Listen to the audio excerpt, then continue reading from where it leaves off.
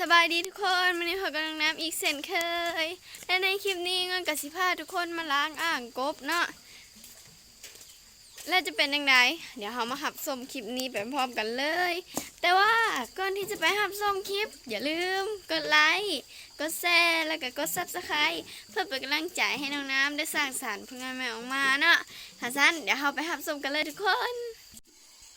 และอ่างกบที่น้องน้ำจะล้างในมือนี้เนาะมันจะล้างอ่างนี้ทุกคนเห็นบออันเม็ดสีขาวๆน้อยๆอันนั้นก็คือไข่กบเด้อทุกคนและมือนี้มันก็สิมาล้างเอาไข่กบหันแหละออกส่วนอ่างนี้ก็คือโบแมนอ่างกบแต่ใดๆเด้อทุกคนนั่นมันคืออ่างป่านั่นเองมันก็บ่แน่ใจว่ามันคือป่าอย่างเด้อทุกคน ส่วงนี้ก็คือฝนลินทุกมือเลยเอาซะน้องน้ำบ่มีเวลาออกไปเฮ็ดคลิปเลยทุกคนตอนนี้ผลกับขยะเนี่ยแล้วมันก็เลยถือโอกาสมาเฮ็ดคลิปให้ทุกคนหับส้มเนาะหูมาอีกเยี่ยมสิมาอีกลูกที่2ทุกคนเอ้ยไปทุกคนนี่น้ำออกแล้วเดี๋ยวเอากระสีล้างกันเลยเนาะส่วนนี้ก็คือน้ำคาเสิ่งเด้อทุกคนน้ำก็เลยยังไม่ได้เอาคลิปลง5-6 มื้อเลยเพราะว่าคาเสิ่งตอนนี้ก็เสิ่งแล้วทุกคนเสิ่งแล้วน้ำก็เลยมาถ่ายคลิปเลยเนาะโอ้ไข่มันเยอะแยะเต็มไปหมดเลยอ่างนี่ก็คือโบได้ล้างมา4-5 มื้อแล้วทุกคนเลยมีจักเม็ดมะม่วงจักแม่งอย่างครบ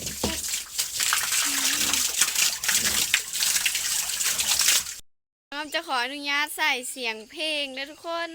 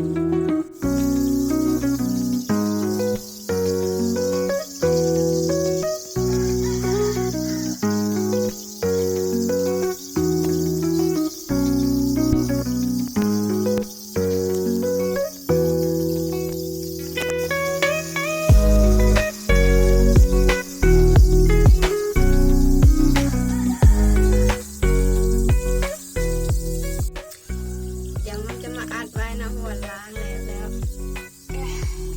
งั้นก็สิใส่น้ำเขตนี่เด้อทุกคน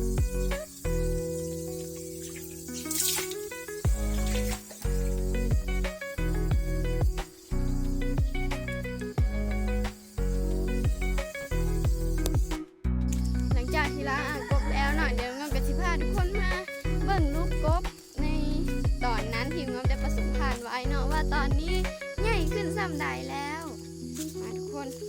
เดี๋ยวมาเบิ่งน้ำกันเนาะมาแล้วทุกคนอ้าวโอ้ยตอนหน้าปักหลายๆได้ทุกคนแต่ว่าเดี๋ยวนี้มันคือหายไปใส่เบิดละเห็นอยู่ทุกคน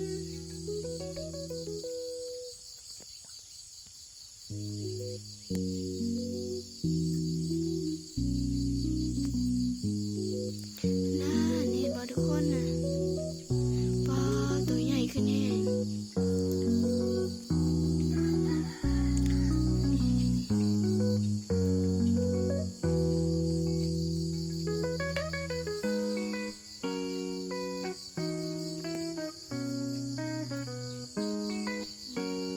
ปลาทุกคนสุดตามหลังก็คือหลายเนาะเดียวถ้าใหญ่กว่านี้เดี๋ยวงามจะมาอัปเดตให้เบิ่งอีกว่าจะเหลือส่ำใดทุกคนเฮ้ยงามรู้แล้วว่าเป็นอย่างอ่างนั้นมันคือเบิดน่าจะเป็นเพราะแบบนี้โตใหญ่กินโตน้อยทุกคนเอ้ยโตที่ว่าใหญ่บ่ทันก็คือสิถือ